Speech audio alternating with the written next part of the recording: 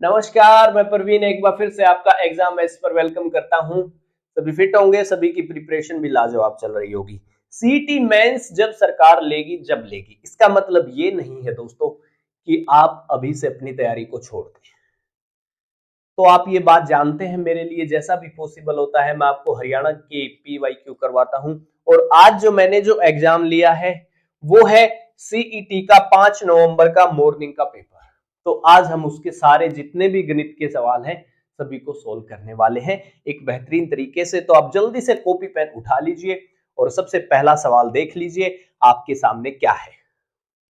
यदि x एक 3 अंकों की संख्या है और y अंकों को पलटने पर जो संख्या बनी है वो है, तो x माइनस वाई हमेशा भाग होगा। और आपके ऑप्शन है 4, 6, 9 और 12। तो इस सवाल का मैं आपको बेसिक भी बताऊंगा और मैं आपको सीधा भी बता दूंगा। जैसे यार हमने x मान लिया, हमने x कोई भी एक संख्या लेनी है जिसमें 3 अंक हो। जैसे मैंने 812 मान लिया भाई x, तो फिर y क्या होगा? यदि आप इसके अंकों को पलट के देखेंगे ना तो 218 बन जाएगा। ये जो बीच वाला अंक है ना ये चीज फिक्स रहेगी। और उसने आपसे पूछा है x माइनस वाई, इसका मतलब 812 माइनस 218, ये कितना बनेगा? 4, 9, 5। ये चीज बनेगी 594। और ये चीज हमेशा भाई 9 से भाग होगी। ऐसा क्यों हो रहा है? ऐसा क्यों हो रहा है आप इस बात का रीजन भी जाने। इसको मिटा दें। जब तक आप एक चीज का रीजन नहीं जानेंगे ना तो बात नहीं बनने वाली। जैसे x क्या है, हमने x को मान लिया जी ABC एक 3 अंकों की संख्या है। यदि 3 अंकों की संख्या को लिखना है तो उसको लिखने का तरीका होता है 100A जमा में 10B जमा में C। अब यदि हमने इसके अंक पलटे हैं तो y बना है, तो अब क्या हो जाएगा CBA। तो अब इस संख्या को हम लिखेंगे कैसे? तो आपका जवाब होगा 100C जमा में 10B जमा में A, है कि नहीं?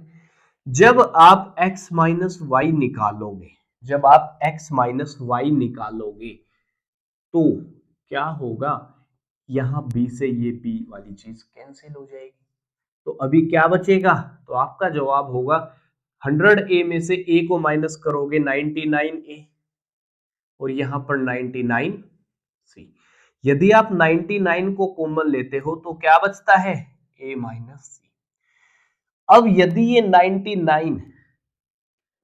99 11 से डिवाइड होता तो संख्या 11 से कटती, लेकिन ऑप्शन में 11 है नहीं, तो एक ही ऑप्शन मैच करता है, वो क्या है?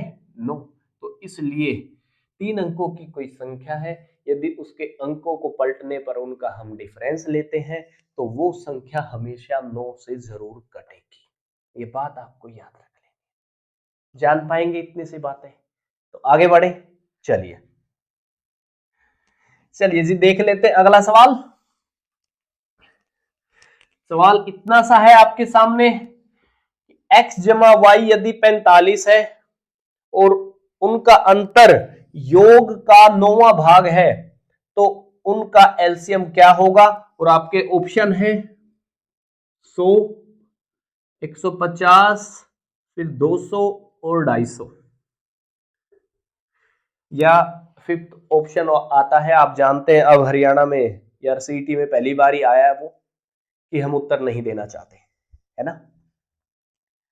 तो क्या बोलना चाह रहा है कि x जमा वाई 45 है और उनका अंतर योग का, उनका अंतर मतलब x माइनस वाई, योग का 9वां भाग, योग 45 है, इसका 9वां भाग मतलब इसका 1/9 मतलब कितना? 5। तो अब यहां से ये बात कोई भी बता देगा कि x का मान कितना होगा? 25, तो y का मान कितना होगा? 20 और इनका एलसीएम कितना होगा? 100। यही इतना सा काम करना था और एक नंबर फिक्स हो जाना था आपका। तो आगे बढ़े, चलिए जी अगला सवाल देखते हैं। तो अब ये जो अगला सवाल है ना, ये HCF एलसीएम का ही है ये भी, और मैंने आपको मेरी HCF एलसीएम वाली जो मैंने इतनी HCF एलसीएम में वहां जाकर देखना, ऐसे सारे क्वेश्चन मैंने आपको सोल्व करवा रखे हैं। मैंने आपको पहले ही ये बात बता दी थी कि जब जब ट्रैफिक लाइट वाले सवाल आए वहां पर एलसीएम निकलता है। तो अब उसने जैसे बोला है कि 3 ट्रैफिक लाइट हैं, भी पहली तो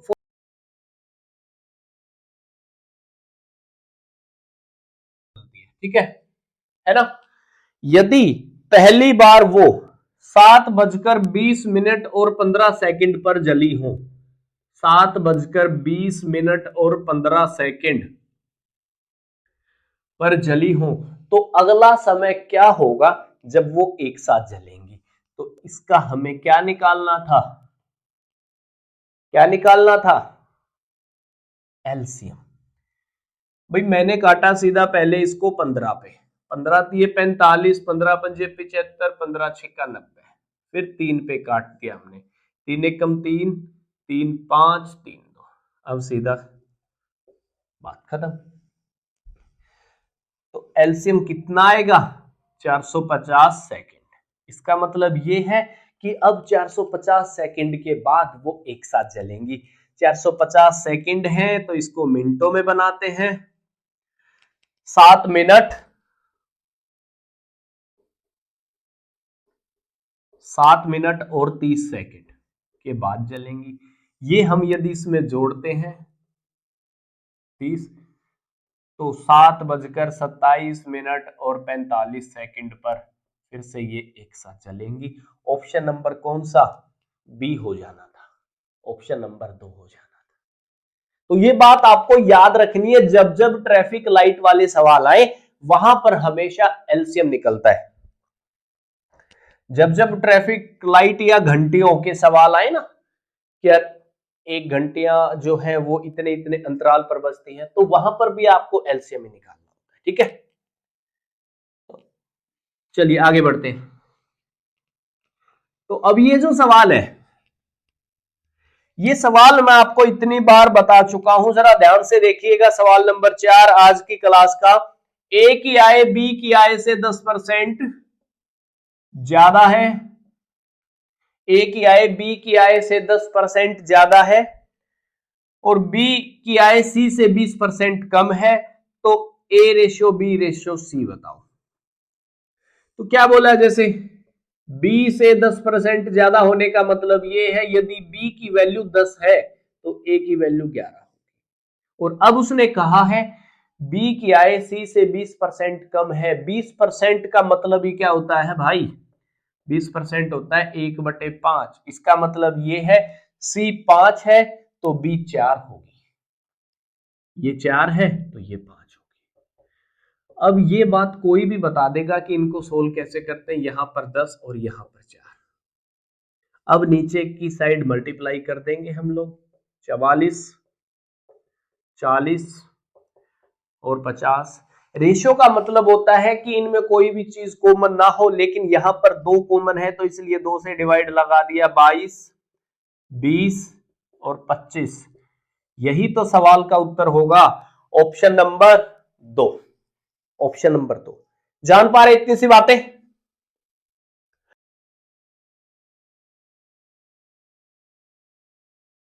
चलिए जी आज की क्लास का सवाल नंबर 5 भी देख लेते हैं, मिटा दें। चलिए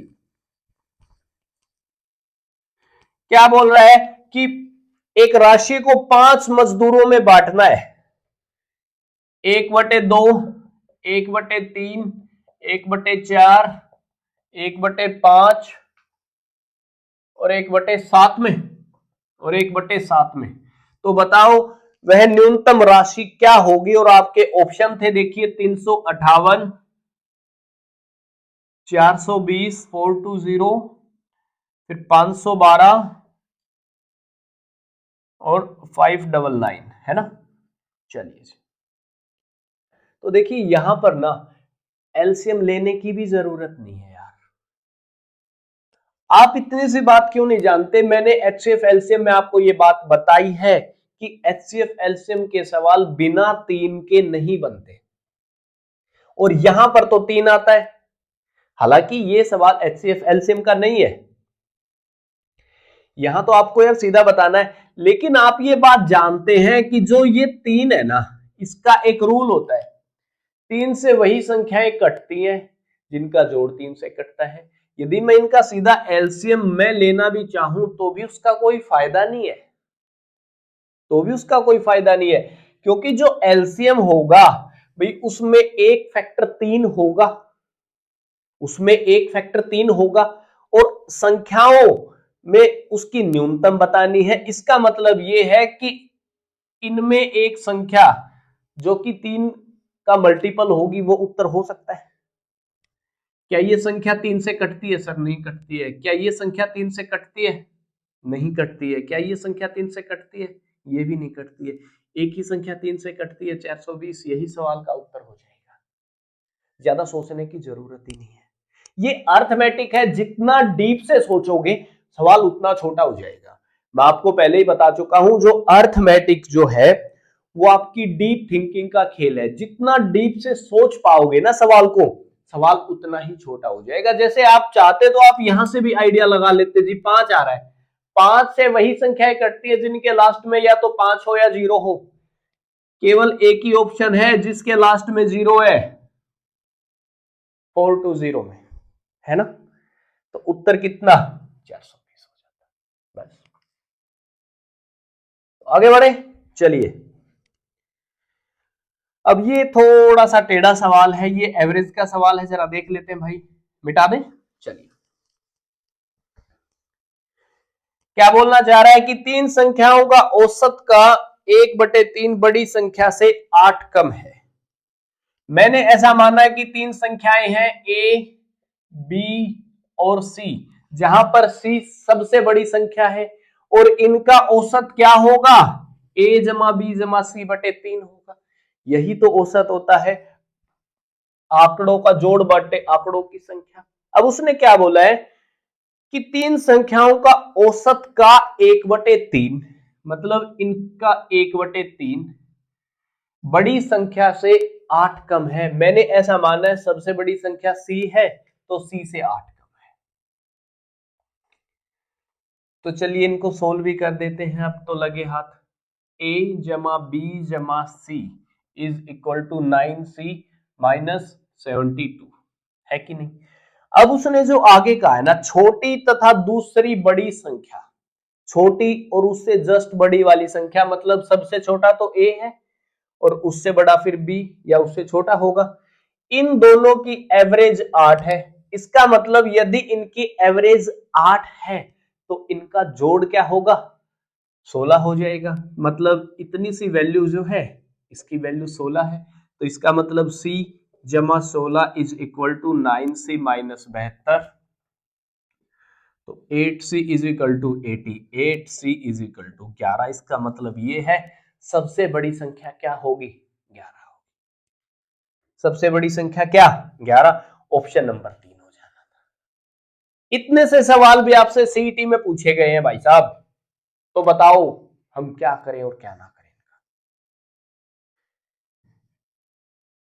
यार ये तो चलिए फिर भी ठीक है। तो अब जरा अगला सवाल देखना भाई, क्या है ये लो। सवाल इतना सा है आपके सामने, third root of 1331 multiply third root of 216 जमा थर्ड रूट ऑफ 729 जमा थर्ड रूट ऑफ 64, और आपके ऑप्शन इतने भयंकर दिए हुए हैं 3.62। जरा इसको हटा दो भाई। 79, 14.82 और 9.90.88, ये ऑप्शन है। अब उत्तर कोरिया का बच्चा भी ये बात बता देगा कि ये तो 11 का क्यूब होता है, 11 गुना में ये 6 का क्यूब होता है 66, ये 9 का क्यूब होता है जमा 9, और ये 4 का क्यूब होता है जमा 4। 66 जमा में 13 कितना? 79। ये ऑप्शन था, एक नंबर फ्री मिल जाना था, लेकिन ना, आपसे होते नहीं फिर ये सवाल, है ना? चलिए जी, एक दो सवाल ये लॉस एंड प्रॉफिट का है, इसको भी देख लेते हैं, ठीक है, मिटा दें। चलिए जरा देख लीजिए सवाल क्या बोल रहा है, आपके सामने है, एक प्लाट को 18,700 रुपए में बेचने से 15% का लॉस होता है, यदि 15% का लाभ कमाना होता तो उसे कितने रुपए में बेचते। आपके ऑप्शन है 21,000, दूसरा ऑप्शन है 22,500, थर्ड ऑप्शन है 25,300 और फोर्थ ऑप्शन है 25,800 और फिफ्थ ऑप्शन आप जवाब देना ही नहीं चाहते, ठीक है। यार देखिए कितनी सिंपल सी बात है, मैंने आपको बताई है ये बात, लॉस हमेशा 100 में से घटता है। यदि उसको 15% का लॉस हुआ है और उसने 18,700 रुपए में बेची है, तो इसका मतलब ये है कि उसने 85% की वैल्यू ली है। वो कितनी है? 18,700। 85% की वैल्यू 18,700 है। अब वो कह रहा है यदि उसको 15% का लाभ हो तो कितने में बेचे। आपको 115 की निकालनी है, 115 की, तो क्या हो जाएगी? तो आपका जवाब होगा 187,000 बटे 85 और गुना में 115। ये कितने पर कट रहा है जरा देखना भाई, ये 5 पर जा रहा है, 5 17 5 23, 17 एकम 17, 17 एकम 17, 1100। अब तो ये बात कोई भी बता देगा। 25 20 25 300, ऑप्शन नंबर कौन सा? थर्ड हो जाना था, बात खत्म हो जाती। हानि हमेशा 100 में से घटती है, लाभ हमेशा 100 में जुड़ता है। इतनी सी बात करनी थी और 1 नंबर फ्री मिलना था। ये भी सवाल आपसे सीईटी के में 5 नवंबर की मॉर्निंग को पूछा गया है जी, क्या है देख। तो आगे बढ़े, चलिए जी, एक और इसके जैसा है जो कि लॉस एंड प्रॉफिट का ही है। क्या बोल रहा है जरा देख लीजिए भाई, वस्तु को 20% के प्रॉफिट पर बेचा है बहुत ज्यादा तबीयत खराब है। वस्तु को 20% के प्रॉफिट पर बेचा है, तो सीपी और एसपी की रेशियो क्या होगी? 20% प्रॉफिट पर बेचा है, 20% का मतलब होता है 1/5, मतलब 5 रुपए की कोई चीज थी तो 1 रुपया ऐड करके 6 रुपए में बेच दी, बात खत्म हो गई। मतलब 5/6। ऑप्शन नंबर कौन सा? सेकंड। क्या हलवा सवाल है, देख लो, है कि नहीं? ये भी आपसे सीईटी के पेपर में पूछा गया है 5 नवंबर को सुबह वाले में, ठीक है। चलिए जी, अब बात करते हैं पार्टनरशिप पे। ए ने 38,000 रुपए लगाकर व्यापार शुरू किया और 5 महीने के बाद बी ने 55,000 रुपए लगाकर वह आ गया, ठीक है। 22,000 रुपए का प्रॉफिट हुआ, तो ए तथा बी के लाभ का अंतर बताओ। यार देखिए बड़ी सिंपल सी बात है कि जिस रेशो में वो पैसे लगाते हैं ना, जितने टाइम के लिए लगाते हैं, उसी रेशो में इनका जो लाभ या हानि बढ़ता है। जैसे 38,000 रुपए है, मैं आपको सीधा बता रहा हूं, ए ने 12 महीने के लिए लगाए हैं, बी ने कितने लगाए, इसको हटा दो जी, उसने लगाए हैं 55,000 रुपए 5 महीने के बाद, मतलब 7 महीने के लिए। अब जरा देखना, ये 3 जीरो से 3 जीरो कैंसिल हो जाएंगे, है कि नहीं? अब जरा काट देते हैं भाई, 12 अट्ठम 96, 6 9, 12 तिया 36, 36 और 9 कितने? 45, 7 पंजे 35, 7 पंजे 35 और 3 38। तो हम इस रेशियो में उसको बांटेंगे। तो अब जैसे इनका जोड़ कितना बनेगा? 841। यदि 841 रुपए का लाभ हुआ होता तो ए को 456 मिलते और बी को 385 मिलते, बीच का अंतर कितना होता है इनका? 71 रुपए। लेकिन नहीं, 841 ना होके कितना है? 22,000 है। इनका जी प्रॉफिट आप देखोगे ये इसका 26.15 के आसपास है, 26.15 के आसपास। एक की वैल्यू 26.15 है तो 71 की वैल्यू कितनी हो जाएगी? 26.15। तो आपका जवाब होगा 1857 पॉइंट समथिंग आएगा सर। ठीक है, ऑप्शन नंबर कौन सा हो जाना था? ऑप्शन नंबर कौन सा? सी हो जाता, थर्ड ऑप्शन हो जाता भाई। ठीक है, ये अप्रोक्सीमेशन में आएगी वैल्यू। ठीक है, चलिए जी आगे बढ़े। हाँ, ये जो अगला सवाल है ये थोड़ा सा भाई एडवांस मैथ का सवाल है, जरा देख लेते हैं इसको भी। वॉल्यूम बेलन के बारे में तो सभी जानते होंगे, है ना, ठोस बेलन, है ना। चलिए देखते हैं भाई क्या बोल रहा है। देखिए सबसे पहले तो आप यही बात जान लीजिए ठोस बेलन का फंडा क्या है। जैसे मैंने ये एक सिक्का रखा है जी 1 रुपए का, ठीक है, ये 1 रुपए का सिक्का है, ये 1 रुपए का सिक्का रखा हुआ है, तो इसका क्षेत्रफल कितना होगा? तो आपका जवाब होगा पाई आर स्क्वायर होता है। लेकिन जैसे ही मैं आपको ये कहता हूं कि मैं सिक्के के ऊपर सिक्का रखता जा रहा हूं, सिक्के के ऊपर सिक्का रखते हम जा रहे हैं, तो आप फिर देखोगे कि एक टाइम के बाद यहां पर h हाइट बन जाएगी, h हाइट बन जाएगी। तो फिर यही बात आपको याद रखनी है, यदि एरिया में हाइट को भी मल्टीप्लाई कर देते हैं वही तो वॉल्यूम बन जाता है। तो इस तरह से बेलन का वॉल्यूम क्या बन जाएगा?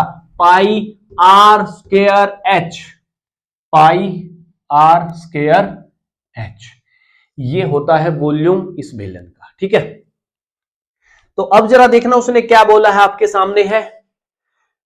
जो रेडियस है वो 14 मीटर की है, r is equal to 14 metre.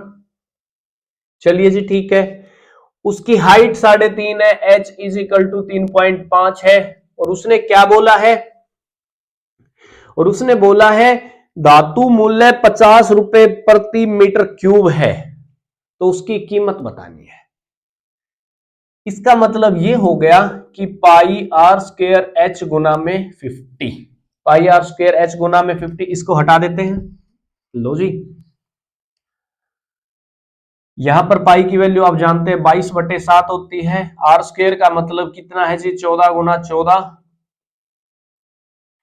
और हाइट 3.5 और गुना में 50। इसको सोल्व करना है, बात खत्म हो जानी है। एक डेसिमल से एक जीरो हट जाएगी, बात खत्म हो गई। 7 से कितने पर? 5 पर काट देते हैं। ठीक है कि नहीं? आप एक बात बताना, ये जो 22 है इसको 11 गुना 2 लिख लूं? चलिए जी ठीक है। 14 का स्क्वायर कितना होता है? 196, और गुना में कितना? 25। ठीक है, और ये 25 दूनी कितने होते हैं? 50। इसका मतलब मैं सीधा ही लिख देता हूं 50 यहां पर। और 196 गुना में 5 मतलब 1960 का आधा कितना होगा? 1960 का आधा कितना होगा? तो आपका जवाब होगा सर 11 गुना में 0, 9 पंजे 45, 45 और 3 48, 8 4 और 980, और एक जीरो एक्स्ट्रा चिपका देंगे, बात खत्म हो जाएगी, है कि नहीं? अब इसको 11 से करना है, 11 0 0 11 0 0 11 88 8 11 99, 99 और 8 107 होते हैं। तो इतने रुपए का खर्च आना था, ऑप्शन नंबर 2 हो जाता, बात खत्म हो जाती। जान पाएंगे ना इतनी सी बातें? तो आगे बढ़े, चलिए जी। अब बात आती है मिक्सचर और एलिगेशन वाले सवाल की। जरा ध्यान से देखना भाई, इस वाले सवाल को भी आप लोगों के सामने है, ये रहा। एक चाय 125 रुपए प्रति किलोग्राम की है और दूसरी चाय 135 है। पहली चाय में फिर 135 रुपए वाली चाय है, और जो तीसरी चाय उसका मूल्य आपको निकालना है। और इनकी रेशियो जितनी दे रखी है वो 1:1:2 है। इसका मतलब मैं ऐसा मान सकता हूं कि पहली चाय 1 ही किलोग्राम है, दूसरी भी 1 ही किलोग्राम है, और तीसरी जो है वो 2 किलोग्राम है। तो फिर टोटल चाय कितनी हो जाएगी? 4 किलोग्राम। लेकिन उसने जो मिश्रण की कीमत दी है 153, इसका मतलब क्या हो गया? 612 रुपए टोटल हो गए। 612 रुपए यदि टोटल हो गए हैं तो फिर 126 गुना में एक कितना 126, 135 गुना एक कितना 135, और जमा में यहां पर क्या आएगा, फिर यहां पर आएगा भाई 612 माइनस में इनका जोड़।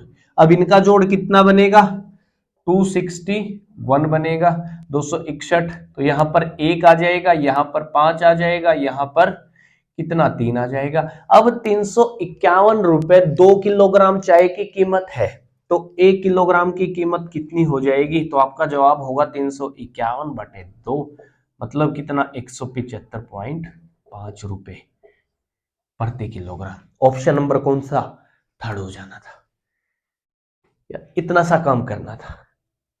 तो आगे बढ़े, चलिए जी। अब समय और काम का भी एक सवाल देख लो। समय और काम का तो बड़ा ही लल्लू सवाल आता है, मैं आपको पहले ही ये बात बता चुका हूं, ये चैप्टर ही बड़ा लल्लू है, ठीक है। आप चाहो तो मेरी जाके यार वीडियो देख सकते हो, सभी वीडियो का लिंक आपको डिस्क्रिप्शन में मिल जाएगा टाइम एंड वर्क की, ठीक है। मैंने ऐसी ऐसी चीजें बताई है ना टाइम एंड वर्क में, जो आप शायद अभी तक जानते भी ना हो। क्या बोल रहा है, एक आदमी और एक लड़का मिलकर एक काम को 40 दिन में करते हैं। यदि उनके काम का अनुपात 8:5 है, तो अकेला लड़का उस काम को कितने दिनों में करेगा। आपके ऑप्शन है 52, 68, 80 और 104।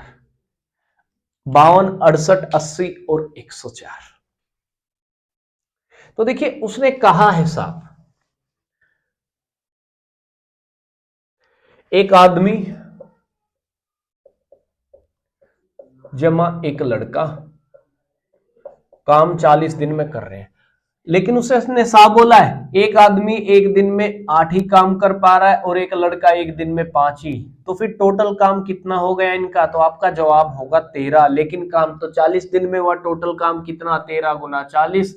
अब ये वो काम है, यही तो टोटल वर्क है, और यही टोटल वर्क अकेले एक लड़के को करना है, और एक लड़के का एक दिन का काम कितना है 5 है, तो 5 से डिवाइड लगा दो, 8 पे 13 8 कितना 104 दिन। ऑप्शन नंबर कौन सा, 4 हो जाना था, बात खत्म हो जानी। एक नंबर ना बिल्कुल फ्री का है, यहां पर एक नंबर बिल्कुल फ्री है कि नहीं है। एक सवाल सिंपल इंटरेस्ट पर भी है, ये आज की अपनी इस क्लास का आखिरी सवाल है भाई, जरा जल्दी से देखना भाई, ठीक है। यार तबीयत इतनी खराब है ना